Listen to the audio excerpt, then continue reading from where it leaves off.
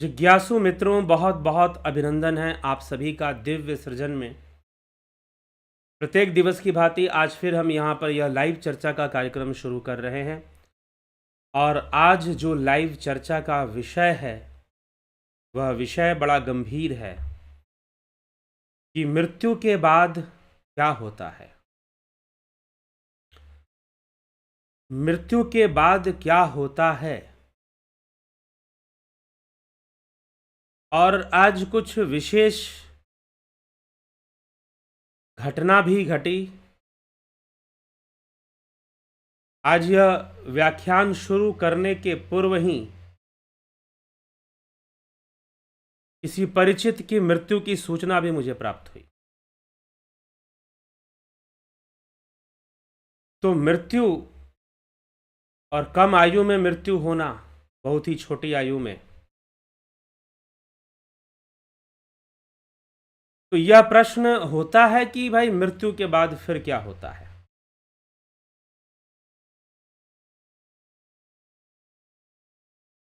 तो मृत्यु के बाद क्या होता है यह हमें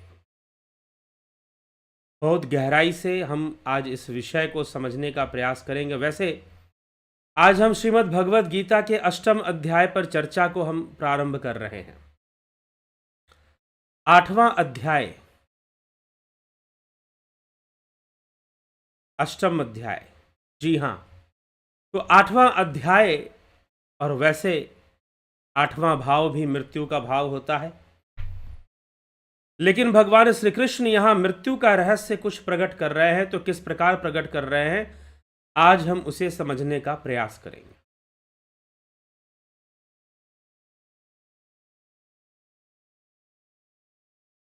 तो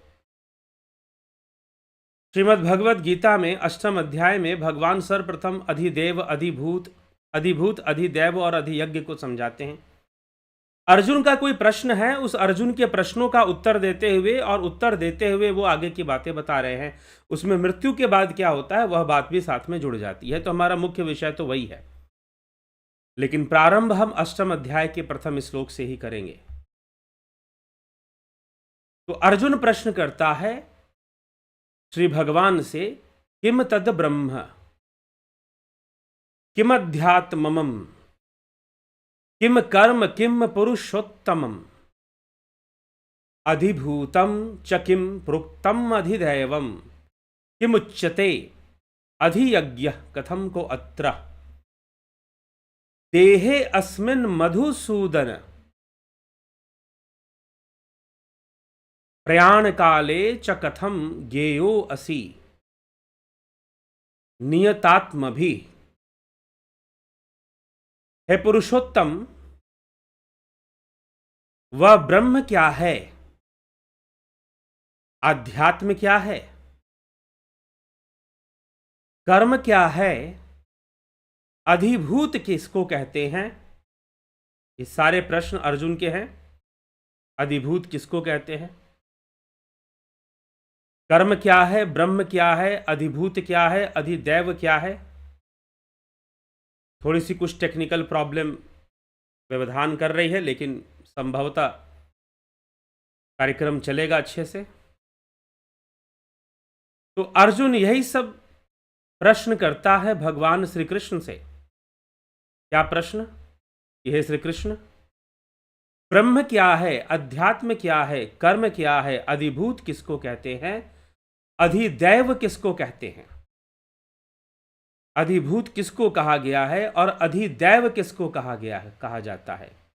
यहां अधियज्ञ कौन है और इस देह में कैसे है।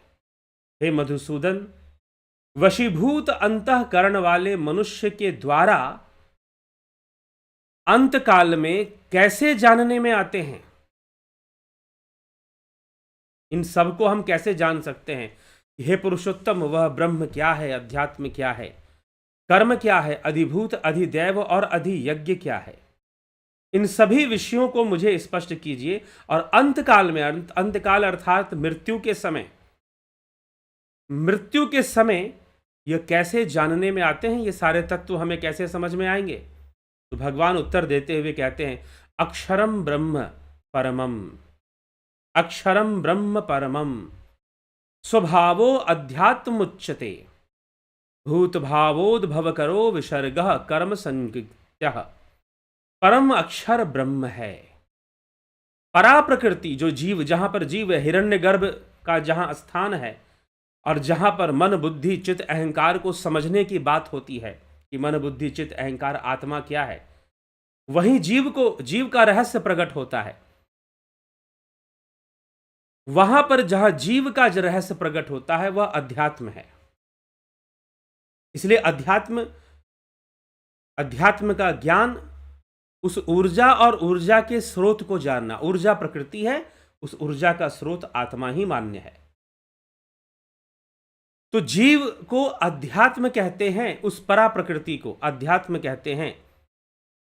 प्राणियों की सत्ता को प्रकट करने वाला, प्राणियों की सत्ता को प्रकट करने वाला त्याग कर्म है। परम अक्षर तो ब्रह्म है, जिसका कभी क्षर नहीं होता। क्षर मतलब नष्ट होना, डिस्ट्रॉय होना, जो कभी डिस्ट्रॉय नहीं हो रहा, जो कभी क्षरित नहीं हो रहा, क्षर नहीं हो रहा। परम अक्षर तो ब्रह्म है। अधिभूतम क्षरो भाव, लेकिन जो अधिभूत है वो क्षरो हो, अक्षर नहीं है। अधिभूतम क्षरो भाव, जो अधिभूत है वो क्षर है, ब्रह्म अक्षर है, परम ब्रह्म अक्षर।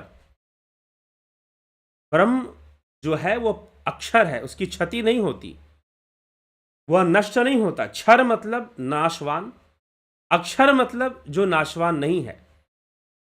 तो यहां पर चौथे श्लोक में भगवान कृष्ण समझा रहे हैं अधिभूतम क्षरो भाव, अर्थात जो अधिभूत है, जो भूत जगत है, जो प्रपंच है, जो पंच तत्वों से रचित यह सृष्टि प्रपंच भी कहलाती है, तो जो अधिभूतम क्षरो भाव, यह जो भूत सृष्टि है, भूतों से बनी हुई, यह क्षर भाव है। पुरुषस्याधिदैवतम, पुरुषस्याधिदैवतम अधियज्ञो अहमेवात्र देहे देहभृताम वर। हे देहधारियों में श्रेष्ठ अर्जुन, क्षर भाव अर्थात नाशवान पदार्थ अधिभूत है। पुरुष अर्थात हिरण्यगर्भ, वह जीव जहां निर्मित होता है, वह ब्रह्मा का लोक हिरण्यगर्भ, वह अधिदैव है। और इस देह में जो आत्मा है वह मैं ही अधियज्ञ हूं। इस देह में जो अंतर्यामी रूप से विराजमान जो आत्मा है वह मैं ही अधियज्ञ हूं। अत्र देहे अहम एव अधियज्ञ। ठीक, अत्र देवे देहे अहम एव अधियज्ञ, अधियज्ञो अहमेवात्र देह देहभृताम वर। अत्र देहे, इस देह में, अहम मैं एव अधियज्ञ हूं। इस देह में आत्मा रूप में वह ब्रह्म ही, वह ईश्वर ही अधियज्ञ है। तो कृष्ण यहां पर स्वयं अपने आप को आत्मा भी कह रहे हैं, इसी शरीर में अपना स्थान बता रहे हैं। तो ब्रह्म अधियज्ञ है, अध्यात्म अधिदैव है और कर्म अधिभूत है। संसार में होने वाला कर्म वह अधिभूत है, क्योंकि वही बार बार सभी प्राणियों को खींच कर ले आता है संसार में। कौन? कर्म ले आता है, कर्म ले आता है संसार में खींचकर, इसीलिए वो अधिभूत है। ठीक, इसीलिए वो अधिभूत है। तो अधिभूतम, इसे अधिभूत कहा जा रहा है। भूतों से सृष्टि या भूतों से निर्मित यह जो संसार है उसी को अधिभूत कहा जा रहा है। अब इसी पर आधार पर जो पहले उन्होंने भगवान ने बता दिया कि ब्रह्म क्या है, अध्यात्म क्या है, कर्म क्या है, अधिभूत क्या है, अधिदैव क्या है, अधियज्ञ क्या है। पिछले व्याख्यान में श्रीमद् भगवद गीता के 7वें अध्याय के आखिरी व्याख्यान में और पिछले व्याख्यान में भी हमने इसको चर्चा में लिया था, अधिभूत अधिदैव अधियज्ञ को। अब यहां पर स्पष्ट करके भगवान कह देते हैं कि ऐसी ऐसी चीज है। अब भगवान बताते हैं अंतकाले च मामेव स्मरण मुक्त्वा कलेवरम यह प्रयाति समद्भावम याति नास्ति यत्र संशय। अंतकाले च मामेव स्मरण मुक्त्वा कलेवरम यह प्रयाति समद्भावम याति नास्ति यत्र संशय। संशय जो मनुष्य अंतकाल में भी मेरा स्मरण करेगा, अंतकाल में उसे कैसा ज्ञान होगा? मेरा स्मरण करते, क्योंकि अंतकाल की गति, अर्जुन ने प्रश्न किया है, उसको फिर से समझना चाहिए। अर्जुन का प्रश्न है, ब्रह्म क्या है, अध्यात्म क्या है, कर्म क्या है, अधिभूत, अधिदेव और अधियज्ञ क्या है, और अंतकाल में कौन सा ज्ञान होगा, अंतकाल की क्या गति होगी, यह भी अर्जुन ने प्रश्न किया है। इसलिए इन सभी प्रश्नों का उत्तर देते हुए भगवान ने समझा दिया कि ब्रह्म ही अक्षर है, परम अक्षर है, और जो ये भूत है, जो भूत जगत है, वो क्षर भाव है, वो क्षर है मतलब नाशवान है, क्षर मतलब नष्ट होना, अक्षर मतलब जो नाशवान नहीं है। अक्षर का अर्थ है जो नाशवान नहीं है, जो नष्ट नहीं होता है, वो अक्षर है। ठीक, तो क्षर भाव नाशवान भाव, अधिभूत है वो, अक्षर परब्रह्म ही अधियज्ञ है, और जो जीव जगत है, सूक्ष्म लोक है, हिरण्य गर्भ लोक है, जो ब्रह्मा का जीव जगत स्वप्न के मानिंद जो हमारे सामने प्रकट होता है निद्रा में, वह जो जगत है वही अधिदैव है, हिरण्य गर्भ है। अब यहां पर बहुत बड़ा कंफ्यूजन जरूर होता है। अच्छा, जो हम सो जाते हैं, सपना देखते हैं, अच्छा वही है हिरण्य गर्भ, वही हिरण्य गर्भ है क्या? ऐसा आप सोच लोगे, क्योंकि जब आप स्वप्न देखते हैं निद्रा में, आप निश्चय ही हिरण्य गर्भ में हैं, आप निश्चय ही हिरण्य गर्भ में है, लेकिन अवचेतन रूप में है, चेतन रूप में नहीं, कॉन्शियस नहीं आप वहां पर पूरी तरह से, सब कॉन्शियसली आप चीजों को ग्रहण कर रहे हैं। तो फिर जब सब कॉन्शियसली ग्रहण कर रहे हैं तो लाभ क्या मिलेगा फिर? जब ध्यान योग से जब आप हिरण्य गर्भ में प्रवेश करेंगे, सूक्ष्म में प्रवेश करेंगे, तो समझ में आएगी बातें सही से। तो ये इस अंतर को समझना चाहिए। तो अधिदैव हिरण्य गर्भ, सूक्ष्म लोक समझिए, और फिर अधियज्ञ, वह ब्रह्म ही अधियज्ञ है, वह आत्मा ही अधियज्ञ है। तो सभी भूत प्राणियों में मैं स्थिर होकर आत्मा रूप में विराज करता हूं, विराजमान हूं, मैं सबके देह के भीतर हूं, यह भगवान कृष्ण चौथे श्लोक में कह रहे हैं। तो मैं अधियज्ञ रूप में विराजमान हूं, जीव के अंदर मैं अधियज्ञ रूप में विराजमान हूं, श्री कृष्ण भगवान यही तो कह रहे हैं। तो कृष्ण को जानने का मतलब स्वयं को जानो, स्वयं को जानो, यह विषय यहां पर आएगा। तो मैं ही सभी देह में स्थित यदि यज्ञ रूप में हूं, ऐसा कृष्ण समझाते हैं। अब अंतकाल में गति क्या होगी? अंतकाले च मामेव स्मरन् मुक्त्वा कलेवरम यह प्रयाति समद्भावम याति नास्त्र संशय। जो मनुष्य अंतकाल में भी मेरा स्मरण करते हुए, मेरे स्मरण में माम स्मरण करते हुए शरीर का त्याग करेगा, प्रयाति मुक्त्वा प्रयाति समद्भावम, वह मेरे स्वरूप को ही प्राप्त होता है, इसमें संदेह नहीं। जो मेरे तत्व रूप को जान गया, जो मुझे आत्मा के रूप में जान गया है, मूर्ति के रूप में नहीं, आत्मा के रूप में। सूरदास जी ने क्या कहा? सूरदास जी ने क्या कहा? दर्शन दो घनश्याम नाथ मोरी अखियां प्यासी रे, मन मंदिर में ज्योत जला दो घट घट वासी रे। जो आत्मा के रूप में जान गया, जो तत्व के रूप में जान गया प्रभु को, और जो उस तत्व रूप का ही स्मरण करता है, उनके वास्तविक स्वरूप का जो स्मरण कर रहा है, वो मुझे प्राप्त होता है। चलिए ठीक है, जो ज्ञानी भक्त है वो उनको प्राप्त हो जाता है, प्रभु को प्राप्त हो जाता है। लेकिन जो ज्ञानी भक्त नहीं है, उनको कैसी गति प्राप्त होगी? मृत्यु के उपरांत उनको कैसी गति प्राप्त होगी? मृत्यु बड़ी रहस्यमयी चीज है। कई बार हमारे परिवारों में ऐसे कुछ सदस्यों की ऐसी मृत्यु होती है जो बड़ी रहस्यमय ढंग से होती है, पता भी नहीं चलता कि क्या हो गया, कैसे हो गया।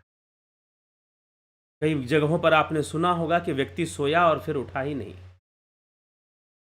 कुछ जगहों पर आपने सुना होगा कि अभी तो मात्र 25 की उम्र थी, सिर में बस दर्द ही तो शुरू हुआ था, ना कुछ खाया था, ना कुछ पिया था, ना आत्महत्या थी, सिर में बस दर्द ही शुरू हुआ था, और सिर में जब दर्द शुरू हुआ था तो दर्द के कारण, अब दर्द शुरू हुआ और मृत्यु हो गई। हॉस्पिटल ले गए, हॉस्पिटल जब पहुंचे डॉक्टर ने मृत घोषित कर दिया। ऐसे कई मृत्यु हो जाते जिनका कोई उत्तर नहीं होता। कुछ लोग कहते हैं बीमार थे बहुत दिनों से इसलिए मर गए, एक्सीडेंट हो गया था इसलिए मृत्यु को होकर मर गए, या हत्या कर दी गई थी इसलिए मृत्यु हो गई। कुछ ना कुछ कारण तो बनता है, लेकिन कई बार कारण तो बनता ही है हर परिस्थिति में, लेकिन कई बार मृत्यु कुछ इस ढंग से भी आती है कि पता भी नहीं चलता।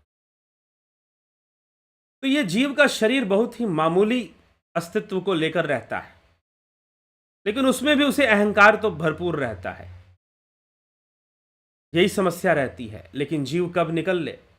अगर ज्ञान से संपन्न है, अगर ज्ञान से संपन्न है, आध्यात्मिक ज्ञान से, जी हां, तत्व ज्ञान से संपन्न है। तत्व ज्ञान मतलब 25 तत्वों की चर्चा होती है ना, शरीर से लेकर उस ब्रह्म तक, उस पुरुष तत्व तक की चर्चा हो जाती है। तो तत्व ज्ञान, अध्यात्म की चर्चा, जो ज्ञान से संपन्न है उस तत्व को समझता है, उसी का स्मरण करते हुए वो अपने देह का त्याग करता है, तो उसे निश्चित ही मुक्ति प्राप्त होती है, उसे ब्रह्म ही प्राप्त होता है। लेकिन जो ऐसा नहीं करते हैं उनकी मृत्यु का फल क्या मिलता है? तो भगवान श्री कृष्ण यहां पर कहते हैं कि अंतकाल में तो मुझे जानकर मेरा ही स्मरण करते हुए, अब एक और बात यहां पर मैं बता दूं आपको, एक और बात मैं बता दूं जो बहुत जरूरी है, जो लोग ध्यान नहीं देते हैं, समझने लायक बात है कि अब जो यहां पर लिखा है, अंतकाले च मामेव स्मरण मुक्त्वा कलेवरम यह प्रयाति समद्भावम याति नास्ति यत्र संशय। श्री कृष्ण भगवान कहते हैं अंतकाल में जो मेरा ही स्मरण करता है वो अंत समय में मुझे ही प्राप्त होता है। लेकिन अब ये श्री कृष्ण को ही प्राप्त हो, इसका अर्थ क्या है? क्या जो मोर मुकुटधारी बंसीधारी जो श्री कृष्ण है उनको प्राप्त होता है? जो द्वारिकाधीश कृष्ण है उनको प्राप्त होता है, या ब्रह्म कृष्ण को प्राप्त होता है? किसे प्राप्त होता है? इसीलिए जब आप इस श्लोक का अर्थ करेंगे तो अनर्थ कर देंगे। जब भी आप इस श्लोक का अर्थ करेंगे, अंतकाले च मामेव स्मरण मुक्त्वा कलेवरम यह प्रयाति समद्भावम यास्ति नास्ति संशय, कि अंतकाल में जो भगवान का स्मरण करता है वो भगवान को ही प्राप्त हो जाता है। इसका अर्थ अगर इस ढंग से कर देंगे तो सारा अनर्थ साबित हो जाएगा। बहुत गलत अर्थ आपने निकाल दिया। अगर इस श्लोक का, यह कौन सा श्लोक है? श्लोक संख्या क्या है? 5वां, अष्टम अध्याय के 5वें श्लोक का अर्थ पूरा पूरा समझना है तो इसके पहले वाला जो चौथा श्लोक है उसका अर्थ भी पूरा पूरा समझिए। यदि आपको पंचम अध्याय, क्षमा करें, अष्टम अध्याय, श्रीमद् भगवद गीता का अष्टम अध्याय, यदि आपको अष्टम अध्याय के 5वें श्लोक का अर्थ निकालना है तो आप चौथे श्लोक को भी पढ़िए, चतुर्थ श्लोक का भी अध्ययन कीजिए कि उसमें भगवान क्या कह रहे हैं। उसमें भगवान साफ साफ कह रहे हैं कि सभी जीवों में स्थित, सभी देहों में स्थित अधियज्ञ तो मैं ही हूं, मैं ही वो आत्मा हूं। इसलिए मैं कहता हूं अपनी आत्मा को जान लो तो समझो कि तुम कृष्ण को जान गए सही रूप में। तो अब 5वें श्लोक का जो अर्थ है वो स्वतंत्र नहीं निकलेगा। वो चौथे में जो भगवान ने अपनी स्थिति बताई है कि मैं सभी देहों में, सभी जीवों में स्थित अधियज्ञ मैं हूं। अहम आत्मा गुडाकेश सर्वभूताश्रिता, सभी भूतों में स्थित आत्मा तो मैं ही हूं। इस बात को समझते हुए ही इस 5वें श्लोक का अर्थ भी निकालना पड़ेगा, नहीं तो आप अर्थ का अनर्थ कर दोगे। अंतकाले च मामेव स्मरण मुक्त्वा कलेवरम यह प्रयाति समद्भावम यास्ति नास्ति यत्र संशय। यह जो श्लोक 5वां श्लोक है 8वें अध्याय का, भगवान जो कह रहे हैं अंत समय में मेरा ध्यान करेगा, मुझे याद करेगा, वह जो है मुझे ही प्राप्त हो जाएगा। तो भाई अब ये बात प्रचलित है कि भाई अंत समय में तुम भी नारायण नारायण कर लो, तुम भी प्राप्त हो जाओगे। तो बड़ा आसान काम है ना। अब जैसे जिंदगी जीनी है जी जी जी जिंदा रहिए, अंत समय में थोड़ा टाइम तो मिलेगा ही। मान लीजिए एक्सीडेंट वगैरह हो गया, कुछ बीमारी पड़ गई, तो याद तो आएगा शायद कहीं अंतकाल तो नहीं आ गया, चलो हम भी नारायण नारायण कर लेते हैं। तो अर्थ का अनर्थ मत बनाइए। और अर्थ का अनर्थ मैं क्या, बड़े बड़े मंच जहां लाखों का चढ़ावा चढ़ता है, करोड़ों के लोग इकट्ठे होते हैं, वहां मंच से कहा जाएगा कि भगवान तो कह रहे हैं कि अंत समय में मेरा ध्यान करो, मुझे याद करो, तो फिर तुम्हारी मुक्ति हो जाएगी। लेकिन इस श्लोक में, 8वें अध्याय के इस 5वें श्लोक में, आप भगवान को याद करेंगे। श्री कृष्ण कह रहे हैं कि अंत काले च मामेव स्मरण मुक्त्वा कलेवरम। तो you should first read the last shloka, the shloka number 4, because Bhagavan is explaining his situation in the human life, in the body, in jiva, कि शरीर में मेरी क्या स्थिति है, अधियज्ञ रूप में मैं स्थित हूं। तो जो मुझे अधियज्ञ के रूप में जानता है, जो मुझे अधियज्ञ के रूप में स्मरण करता है, जो आत्म तत्व को जान रहा है और उसी रूप में मुझे स्मरण करता है, उसी ध्यान में लगा रहता है, और फिर वो शरीर त्यागेगा तो मुझे ही प्राप्त होगा, तत्व रूप से मुझे प्राप्त होगा। तब इसका अर्थ पूरा पूरा निकलेगा। अगर आप पीछे का छोड़ देंगे, क्योंकि अधियज्ञ का अर्थ ब्रह्म है, तो अगर पीछे का श्लोक आप छोड़ देंगे, अधिभूत, अधिदैव और अधियज्ञ के अर्थ को आप नहीं समझेंगे, और फिर इस श्लोक का अर्थ निकालेंगे, अंतकाले च मामेव स्मरण मुक्त्वा कलेवरम, कि अंत समय में लोग जैसे जैसे देह का त्याग करते हैं, मेरा स्मरण करते हुए जो अंतकाल को प्राप्त होगा वह मुझे ही प्राप्त हो जाए। तो लेकिन किस रूप में स्मरण करेगा, किस रूप में स्मरण करे, किस रूप में जाने, तो चौथे का भी अर्थ समझ लीजिए। या शुरू से लेकर पहले श्लोक से ही, पहले श्लोक में जो अर्जुन ने प्रश्न किया है उसी का उत्तर भगवान श्री कृष्ण दे रहे हैं, कोई नई बात नहीं बता रहे हैं, उसी का उत्तर दे रहे हैं। लेकिन फिर भी बहुत प्रतिष्ठित मंचों से पूरे अर्थ को नहीं बताया जाता है, दुर्भाग्यपूर्ण है। फिर भगवान आगे कहते हैं, अगले में 6ठे श्लोक में क्या कहते हैं। अब वो साधारण लोगों के लिए, जो ज्ञानी नहीं है, उनके लिए बात करेंगे, उनकी क्या गति होगी।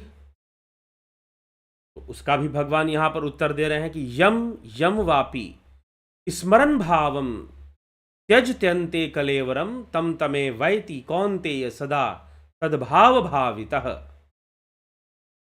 हे कुंती पुत्र अर्जुन, अंतकाल में जिस जिस भी भाव का स्मरण करते हुए शरीर छोड़ता है, वह उसी भाव को तद्भाव भावित, वह उस अंतकाल के भाव से सदा भावित होता है, उसी भाव में रहता, उसी भाव को प्राप्त होता है।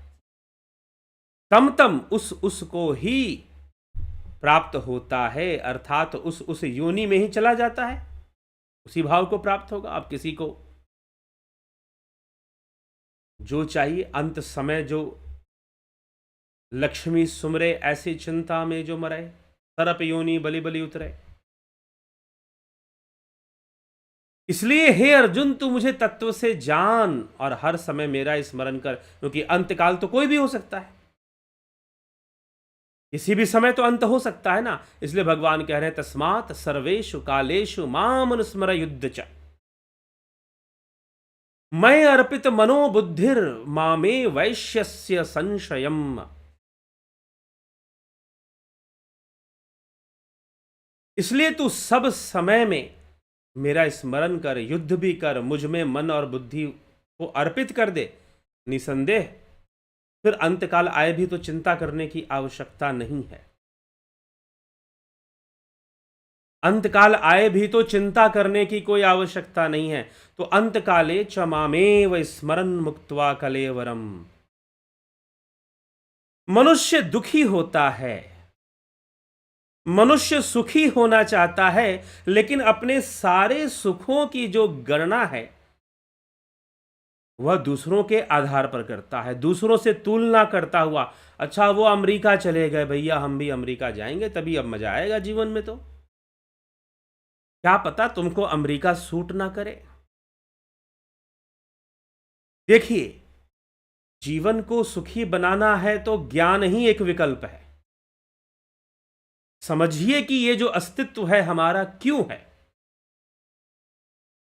हमारा अस्तित्व क्यों है, हम क्यों बने हैं, हम क्यों सुख के पीछे भागते हैं और क्यों हम दुखों से दूर भागते हैं, क्यों हमें हमेशा भोजन चाहिए। इतना बड़ा बंधन है, आहार निद्रा भय मैथुनम। रहेगा, लेकिन बंधन की अवस्था में ना रहे तो अच्छी बात है।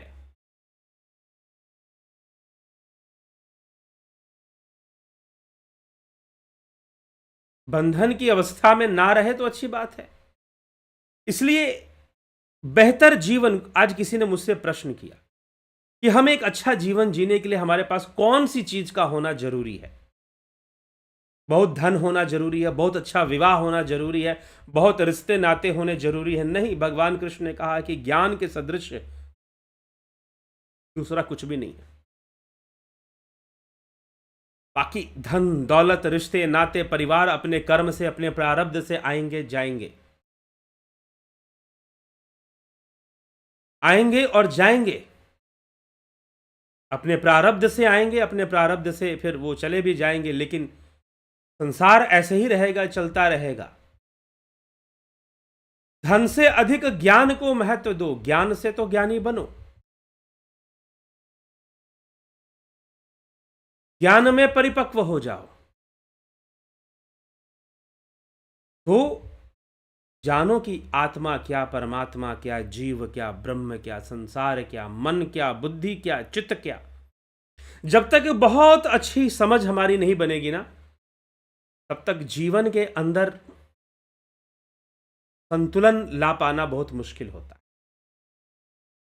जीवन में घटने वाली अनेकों घटनाएं हमें परेशान करती रहती हैं, हमें दुखी करती रहती हैं,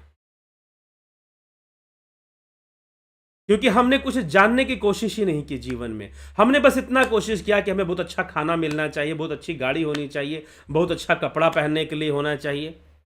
मैं ये नहीं कहता हूं कि धन नहीं होना चाहिए, लेकिन धन हो, लेकिन अगर जीवन में घटने वाली घटनाओं का कुछ रहस्य समझना है। कुछ लोग भविष्य के पीछे पड़े रहते कि हमको एग्जैक्टली भविष्य पता चल जाए। उससे भी क्या कर लोगे जिस समय आत्मज्ञान होगा। आत्मज्ञान होने का मतलब, कुछ लोग कहते हैं कि बस हमें तो गुरुजी ने आत्मज्ञान दे दिया जी, हमारा तो काम हो गया, समझ में आ गया कि बुद्धि क्या है, समझ में आ गया अहंकार क्या है। ना बुद्धि समझ में आया, ना अहंकार समझ में आया, ना मन समझ में आया, ना चित्त वृत्तियां समझ में आई। यही तो अध्यात्म विषय है। तो समझो कि अभी आत्मज्ञान सही से नहीं हुआ है। कुछ लोग तो कहते हैं कि हमने ध्यान योग, हमने साधना की। हम एक महानुभाव थे, वो किसी गुरु जी के पास गए, उन्होंने कहा कि हमें घट में ही भगवान दिख गए। तो मैंने पूछा आत्मज्ञान हो गया आपको? तो उन्होंने कहा कि नहीं, आत्मज्ञान तो बहुत छोटी चीज है, हम तो भगवान देख लिया भाई हमने, घट में एकदम ब्रह्म प्रकाश प्रकट हो गया, ये ज्योति पे ज्योति फूटने लगी। मैंने कहा कि तुमको कुछ नहीं हुआ, ना भगवान दिखा है ना आत्मज्ञान हुआ है, तुम्हें सिर्फ भ्रम हुआ है, भ्रम। और ब्रह्म ज्ञान को ही लोग ब्रह्म ज्ञान कह देते हैं। जो भ्रम हुआ उसी को ब्रह्म ज्ञान मान के बैठ जाते हैं और एक दूसरे को ब्रह्म ज्ञानी कहते रहते हैं।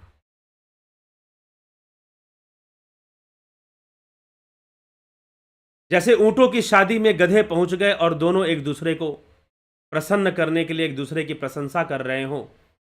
अहो रूपा अहो ध्वनि उष्टयांच विभूषितानि गीतम गायंती गर्धवा। अहो रूपा अहो ध्वनि, ऊंटों को सजा हुआ देखकर गधे गीत गा रहे थे और आपस में एक दूसरे की प्रशंसा कर रहे थे। गधे बोल रहे थे, वाह कितना सुंदर रूप है तुम्हारा,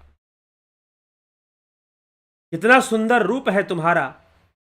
और जो ऊंटनियां थी, ऊंट बोल रहे थे गधों से, कितनी सुंदर आवाज है तुम्हारी, वाह कितना सुंदर गाते हो। कुछ लोग ऐसे ही, कुछ संस्थाओं में लोग ऐसे ही एक दूसरे को ब्रह्म ज्ञानी बोलते रहते हैं।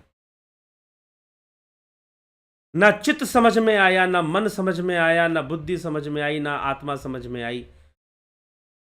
फिर भी बोल रहे हैं आपस में कि हम ही ब्रह्म ज्ञानी, तुम ही ब्रह्म ज्ञानी।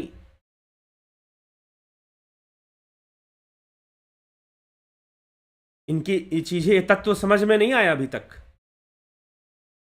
तो समस्या यहां पर है, बहुत भारी समस्या है ये।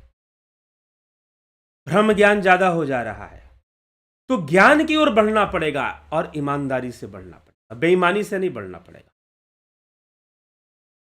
ईमानदारी से बढ़ना पड़ेगा, ज्ञान की ओर बढ़ना पड़ेगा।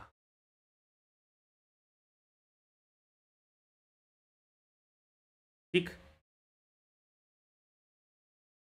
तो जब हम ज्ञान की ओर बढ़ेंगे तब जाकर ये सारे कर्म क्या है ये हमें समझ में आएगा।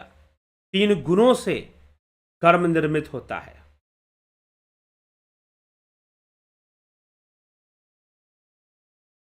तो यहां पर भगवान ने कर्म, अर्जुन का प्रश्न है कि कर्म क्या है, यह भी तो अर्जुन प्रश्न कर रहा है साथ में।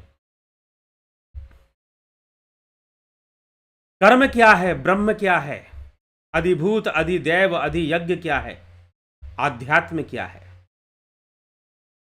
इन सभी विषयों को भगवान ने समझा दिया। और अंत काल जब होगा तो क्या अंत काल में इन सभी विषयों का हमें ज्ञान हो जाएगा, तो भगवान ने उसको भी समझा दिया। अंत काल में किस प्रकार से होगा, कैसी अंत काल में कौन सी गति होगी। हे देहधारियों में श्रेष्ठ अर्जुन, क्षर भाव, यह संसार, यह भूत जगत ही क्षर है। और अक्षर क्या है, वह पर ब्रह्म ही अक्षर है। अगर फिर से हम इस विषय को समझें तो पर ब्रह्म ही वह अक्षर है।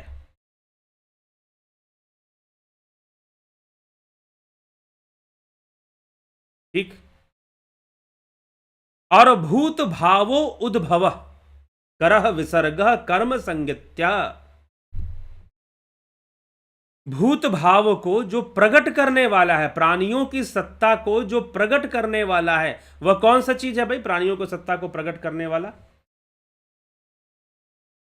प्राणियों की सत्ता को प्रकट करने वाला जो विसर्ग है, कर्म संगत्या, उसी को कर्म नाम से जानते हैं। प्राणियों की सत्ता को प्रकट करने वाला विसर्ग प्रकृति के 3 गुण हैं, रजोगुण, सतोगुण, तमोगुण। और रजोगुण, तमोगुण, सतोगुण की विषमता को यहां पर विसर्ग कहा गया है। रजोगुण, तमोगुण और सतोगुण की विषमता, विषमता मतलब उनका विसर्ग, उनका त्याग। उन्होंने किसका त्याग कर दिया, समता का त्याग कर दिया और विषम हो गए। इससे क्या प्रकट हो गया, इससे कर्म प्रकट हो गया। गुणों के भेद से ही कर्म प्रकट होते हैं। इसलिए भगवान पहले ही बोल चुके हैं कि गुणों के वशीभूत जीव कर्म को करता है, प्रकृति के वशीभूत होकर, परवश होकर वो सारे कर्मों को करता है। अब भावनाओं से, अब कर्म कैसे करता है, यहां पर एक और बात लिखा है कि भावना क्या है, भावना भी क्षर है। क्षर मतलब नाशवान। जो भाव जगत है वो क्षर जगत है, जो भूत जगत है वह क्षर जगत है, मतलब नाशवान है। भावना भी नाशवान जगत है, भावनाओं का भी नाश हो जाता है। तो उन सबका नाश होकर, उन सबका नाश होकर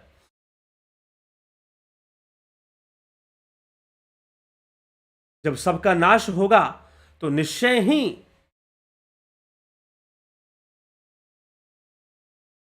जब सबका नाश होगा, किसका नाश, अज्ञानता का नाश होगा। अज्ञानता नष्ट होगी तो ज्ञान प्रकट होगा, तो समस्याओं का समाधान होगा, जीवन के प्रश्नों का उत्तर मिलेगा। और ये अंततो गत्वा, अंत समय में, अंत काल में जैसी भावना होगी वैसी गति होगी, जैसी भावना होगी वैसी गति होगी। जो भाव बनेगा वही गति बन जाएगी। इसलिए अभी से अभ्यास कीजिए कि आप ब्रह्म भाव में रहेंगे। अभी से अभ्यास कीजिए कि आप योग में रहेंगे। अगर ब्रह्म में लीन ना भी हुए तो 6ठे अध्याय के अनुसार भगवान ने क्या कहा है योग भ्रष्ट के लिए, श्रीमानों के घर में तुम्हारा जन्म होगा। महान योगियों के घर में तुम्हारा जन्म होगा और तुम्हें बचपन से ही सात्विक माहौल मिलेगा, संपन्न माहौल मिलेगा, संपन्नतापूर्ण तुम्हें माहौल प्राप्त होगा, संपन्नतापूर्ण तुम्हें माहौल प्राप्त हो, संपन्न माहौल मिलेगा, श्रीमानों के घर में जन्म होगा।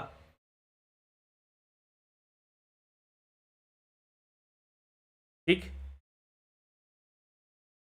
तो इसीलिए अभ्यास में बने रहने के अलावा कोई विकल्प नहीं होता। अगर आपने ध्यान योग का कोर्स किया है तो हर विधि से आप अभ्यास में बने रहिए और अपने ज्ञान की वृद्धि कीजिए। साधना करते हुए भी जितनी गहरी साधना होगी, जितना अच्छा अभ्यास होगा, उतनी शास्त्रों की बातें समझ में आती हैं, उतनी शास्त्रों की बातें, उतनी अधिक गीता समझ में आएगी कि गीता क्या है, क्या कृष्ण समझाना चाहते हैं, सही तरीके से समझ में आएगा। फिर नहीं तो अभी तो भाई कोई गीता को कैसे मानता है, कोई गीता को कैसे मानता है, यह सारी परिस्थितियां बन जाती हैं। तो हमें यही बात समझना है। ठीक, तो अंत समय में जैसी हमारी मति होगी वैसी गति हो जाएगी, लेकिन अंत समय में हमारी मति अच्छी हो, मति ध्यान में हो, योग में हो, गुरु के ध्यान में हो, मति हमारी अच्छी हो तो, और मति तभी अच्छी होगी जब अभी से अभ्यास होगा, अभी से अभ्यास होगा। मृत्यु सरल हो जाएगी, मृत्यु आसान हो जाएगी, मरना आसान हो जाएगा। पहली बात तो ये, और दूसरी बात, मृत्यु हुई भी तो उत्तम गति प्राप्त होगी। ये श्रीमद् भगवद गीता इसका प्रमाण दे रही है कि भाई अगर तुम योगरत होकर अपने देह का त्याग करोगे, योग संपन्न होकर संपन्न बनिए, अमीर बनिए, योग संपत्ति, समाधि संपत्ति, जिसकी समाधि संपत्ति अधिक है, जिसकी योग संपत्ति प्रचुर मात्रा में है, मत चिंता करो कि मृत्यु कैसे होगी। समाधि संपत्ति को एकत्र करते जाओ, मतलब योग, समाधि संपत्ति कहने का मतलब योग संपत्ति, योग संपत्ति को एकत्र करते जाओ, योग साधना में आगे बढ़ते जाओ, बढ़ते जाओ, बढ़ते जाओ, बढ़ते जाओ। चरय वेती, चरय वेती, चरय वेती, चरय वेती, चलते रहो, चलते रहो, चलते रहो, दूसरा कोई विकल्प। एक बच्चा साइकिल सीख रहा था, अब वो साइकिल सीखते हुए पहली बार साइकिल पे बैठा, चलाना शुरू किया, गिर गया। अब वो ना गिरे और साइकिल चला ले, इसका क्या विकल्प है? इसका यही विकल्प है कि गिर गया तो दोबारा उठे और फिर से साइकिल पे बैठे और चलाए, फिर से प्रयास करे, यही विकल्प है, अन्य कोई विकल्प नहीं होता। योग मार्ग में बस यही विकल्प है कि अभ्यास में लगे रहिए, और दूसरा कोई विकल्प इसमें होता नहीं। आगे बढ़ते रहिए, इस जीवन को सुधारिए, अगला जीवन तो सुधरेगा ही सुधरेगा, क्यों चिंता करते? इस जीवन को सुधारिए, अगला जीवन तो, आने वाला जीवन या मृत्यु के बाद जो भी है वो अच्छा ही होगा। नहीं तो अंत काले, जो भगवान ने कहा कि यम यम वापि स्मरण भावम त्यस्तंते कलेवरम तम तमे वेति कौन्तेय सदा तद भाव भाविता, जो जो जैसी जैसी भावना रखकर देह का त्याग करेगा, वैसे वैसी भावना को प्राप्त करेगा। इसी आधार पर भक्त त्रिलोचन की एक वाणी आती है, कहते हैं कि अंतकाल जो लक्ष्मी सुमरे ऐसी चिंता में, जो मरे सरप योनि बलि बलि उतरे। अंतकाल जो पुत्र सुमरे ऐसी चिंता में, जो मरे सुकर योनि बलि बलि उतरे। अंतकाल जो मंदर सुमरे ऐसी चिंता में, जो मरे प्रेत योनि बलि बलि उतरे। ऐसी ऐसी योनियों को वो प्राप्त होना शुरू हो जाता है। तो प्रारब्ध, इसलिए जीवन में अगर आप बेहतरीन जीवन जीना चाहते हैं तो ज्ञान की संपत्ति को एकत्र कीजिए, और जब ज्ञान परिपक्व होगा तो धन संसार कोई पीछे नहीं रहने वाला, फिर वो भी हो जाएगा। और ज्ञान जो शांति देगा आपको, योग जो शांति देगा आपको, बड़े से बड़ा दुख भी आप पर असर नहीं करेगा, और आप खुद भी अच्छा जीवन जिएंगे, दूसरों को भी अच्छा जीवन जीने का आप उनको कुछ दे पाएंगे। ठीक है, तो चलिए, तो यही विषय था, इसको हम समझे बेहतर ढंग से। मृत्यु के बाद, हाँ, सनातन धर्म की यह मूल विचारधारा है, बेसिक थॉट है, पुनर्जन्म वो होगा, क्योंकि शरीर मरेगा, विचार नहीं मरेंगे। और ठीक है, जो पाश्चात्य, जो अब्राहमिक रिलीजन में, उनमें यह मान्यता नहीं है, लेकिन बहुत सारे वेस्टर्न जो थिंकर्स हैं, बहुत सारे वेस्टर्न साइंटिस्ट हैं जो बहुत स्ट्रांगली इस बात में बिलीव करते हैं कि बॉडी डिस्ट्रॉय होती है, माइंड तो नहीं मरेगा। For example sir William crooks, Pythagoras, बहुत बड़ा मैथमेटिशियन पाइथागोरस, बहुत स्ट्रांगली ट्रांसमाइग्रेशन ऑफ सोल को में वो बिलीव करते थे। और दूसरे भी जो टू वर्ल्ड थ्योरी है प्लेटो की, उसमें भी वो जो फिजिकल वर्ल्ड है वो डिस्ट्रॉय होगा, जो फॉर्म के वर्ल्ड है, जो फॉर्मल वर्ल्ड है, वो डिस्ट्रॉय तो नहीं होगा, वो भी मानते इस बात को। दूसरा, बहुत सारे American, father of American psychology William James मानते हैं कि मरने के बाद शरीर ही मरेगा, बाकी चीजें तो मन और विचार रहेंगे, वो ये भी मानते हैं। तो वेस्टर्न फिलोसोफर्स, थिंकर्स में भी कई लोग हैं जो बहुत स्ट्रांगली इस बात को बिलीव करते हैं और अपने लॉजिक्स भी देते हैं। और सनातन धर्म में इस बात की मान्यता बहुत पहले से है, और मान्यता ही नहीं है, उसमें भी बहुत सटीक तर्क दिए गए हैं, क्योंकि जीव नष्ट नहीं होगा, वो उसका रूपांतरण होगा, नष्ट नहीं होगा जीव। वो एनर्जी के फॉर्म में है और वो रहेगा, शरीर के नष्ट होने पर भी रहेगा, आगे बढ़ेगा, उन्हीं भावनाओं के साथ बढ़ेगा जिन भावनाओं के साथ वो देह को त्यागेगा। स्वामी राम तीर्थ हुए लाहौर विश्वविद्यालय में, एक स्वामी राम तीर्थ हुए थे, मैथमेटिक्स के एचओडी थे वो। बाद में वो सन्यासी हुए, उन्होंने पुनर्जन्म को कहा कि देखो, एक साइंटिस्ट ने पूछा उनसे, तो उन्होंने बहुत साइंटिफिक एग्जाम्पल एक दिया, केमिकल रिएक्शन का, केमिकल बॉन्डिंग का एग्जाम्पल उन्होंने कुछ दिया, और बताया कि जब एक कैंडल को हम जलाते हैं तो वो जो कैंडल जलता है तो वो सॉलिड से थोड़ी देर के लिए लिक्विड स्टेट में आएगा और गैसियस स्टेट में कन्वर्ट हो जाएगा। जब वो गैस बनेगा तो उसके जो मॉलिक्यूल्स हैं वो स्प्लिट होंगे और वो एयर में जाकर रिएक्ट करेंगे। किसके साथ रिएक्ट करेंगे? तो जो एक हाइड्रोकार्बन है, जो वैक्स है, वो हाइड्रोकार्बन है, उसमें हाइड्रोजन है और कार्बन है, तो क्या बनाएंगे? वाटर बनाएंगे और कार्बन डाइऑक्साइड बनाएंगे। जो हाइड्रोजन है वो ऑक्सीजन से मिलकर वाटर बनाएगा, और जो कार्बन डाइऑक्साइड, जो कार्बन है वो ऑक्सीजन से मिलकर कार्बन डाइऑक्साइड बनाएगा। तो प्रश्न ये उठता है कि हाइड्रोजन को क्या पड़ी थी कि ऑक्सीजन में जाके मिल गया? हो सकता है कि एयर में सल्फर भी थोड़ा सा होगा, एयर में कुछ दूसरे तत्व भी होंगे, उनमें जाकर हीलियम भी होगा, उनमें जाकर मिल जाता कहीं, तो क्या दिक्कत था? लेकिन नहीं, उसके जो आउटर ऑर्बिट में एटॉमिक स्ट्रक्चर आपने पढ़ा हो फिजिक्स में, केमिस्ट्री में, पीरियोडिक टेबल वगैरह लोग रटते हैं, तो जो उसका जो आउटर ऑर्बिट है इलेक्ट्रॉन का, उसमें जितने इलेक्ट्रॉन होंगे, जितनी उसकी वैलेंसी होगी, उसी पर डिपेंड करेगा कि वह किस एलिमेंट के साथ जाकर रिएक्ट करेगा। आउटर ऑर्बिट में जो चीजें होंगी, वैसे ही जीव जब देह त्यागेगा तो अंत समय में जैसी तीव्र इच्छाएं बनी होंगी, जैसी भावनाएं बनी होंगी, उन्हीं भावनाओं की प्राप्ति के लिए वो आगे बढ़ेगा, और देह को त्यागने के बाद भी उन्हीं भाव की प्राप्ति के लिए शरीर धारण करेगा, या क्या करेगा, वो उसकी गति होगी, उसके अनुसार उसकी गति होगी। जैसे कि एक इलेक्ट्रॉन के आउटर, एक एटम के आउटर ऑर्बिट में जितने इलेक्ट्रॉन की संख्या 8 होनी चाहिए, 8 नहीं है, 4 है, 2 है, 5 है, 7 है, जो भी है, तो जिससे रिएक्ट करके उनका ऑर्बिट कंप्लीट हो जाए, सारे इलेक्ट्रॉन की संख्या कंप्लीट हो जाए, वो उसी एलिमेंट से जाकर रिएक्ट करेंगे और वही उनका नया जन्म होगा। पहले तो वो हाइड्रोकार्बन वैक्स के रूप में थे, जल गए, रिएक्ट हो गए, वो वाटर बन गए, उनका पुनर्जन्म हो गया वाटर के रूप में। जो कार्बन था उसका पुनर्जन्म हो गया कार्बन डाइऑक्साइड के रूप में।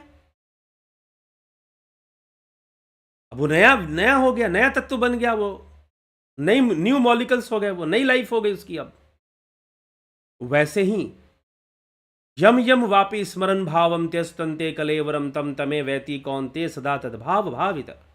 जो जो जैसी जैसी भावना अंत काल में रखेगा, वैसे वैसे भावों को ही आगे वो प्राप्त करेगा। इस देह के त्याग करने के बाद भी वैसे वैसे भावों को प्राप्त करेगा।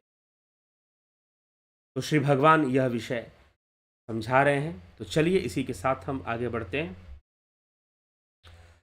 आपके कमेंट्स को भी देख लेते हैं। और ध्यान योग 30 मार्च से ध्यान योग और प्राकृतिक चिकित्सा का भी कोर्स शुरू हो जाएगा। आप इसको ज्वाइन करना चाहते हैं। ध्यान योग हमें सहायता करता है अध्यात्म को समझने में, सूक्ष्म जगत को समझने में।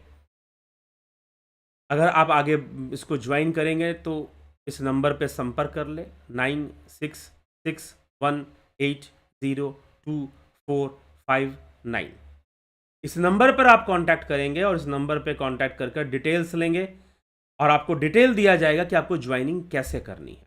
तो आप ध्यान योग का कोर्स 20 मार्च से शुरू होगा। अभी समय है, 15 दिन का समय है। 20 मार्च से यह कोर्स शुरू होगा। आप ज्वाइन करना चाहते हैं तो अवश्य ही ज्वाइन कर इसका लाभ उठाएं। ठीक है, तो चलिए आगे चलते हैं। फिलॉसफी का कोर्स शुरू हो चुका है और आगे बढ़ रहा है। अब जो ज्वाइन करना चाहेंगे, अगले महीने फिर फिलॉसफी का कोर्स भी शुरू होगा, तब आप ज्वाइन करिएगा।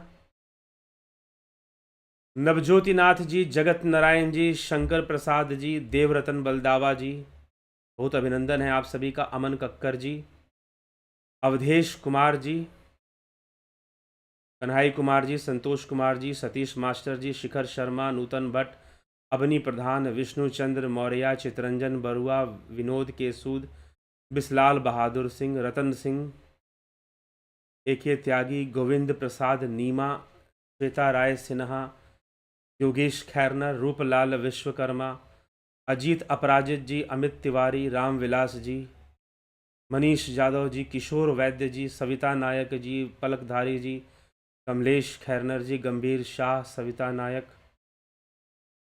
जिन्होंने देश छोड़ा उनके प्रति श्रद्धांजलि, अनिल सोनी, पवन कुमार गुप्ता, राजू पाल, गणेश आम्बेकर, शिवराम कृष्ण, सौम्या शर्मा। क्या सतयुग द्वापर त्रेता कलयुग में रहने पे भी चलते रहते हैं? जी हाँ, चलते तो रहना ही पड़ेगा जब तक निर्वाण ना प्राप्त हो जाए आपको, जब तक ये सारा चक्कर ना खत्म हो जाए।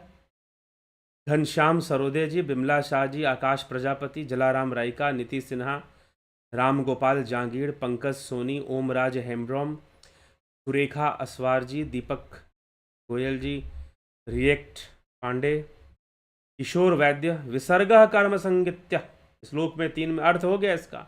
विसर्ग मतलब त्याग से है, कर्म मतलब कर्म, और संगित्य मतलब कर्म का ज्ञान, कर्म जानना चाहिए।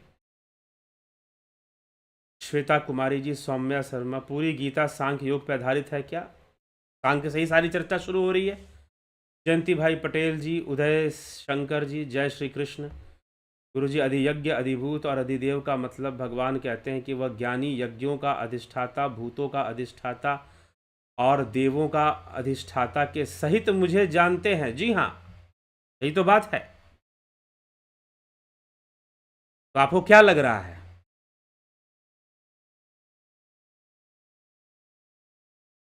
काशीनाथ जी, पुष्पा शर्मा जी, पारजी जी, कुंवर जी, भीखू कुचाड़िया जी, दया रानी जी, नत्थू सिंह जी। तो चलिए इसी के साथ हम विचारों को विराम देते हैं। कल फिर मिलते हैं 9 PM लाइव चर्चा में। ठीक है, अभी और भी बहुत अच्छे विषय हैं, रहस्यमय विषय हैं जो कि आगे हमें प्राप्त होने वाले हैं, आगे हमें मिलने वाले हैं। ठीक, तो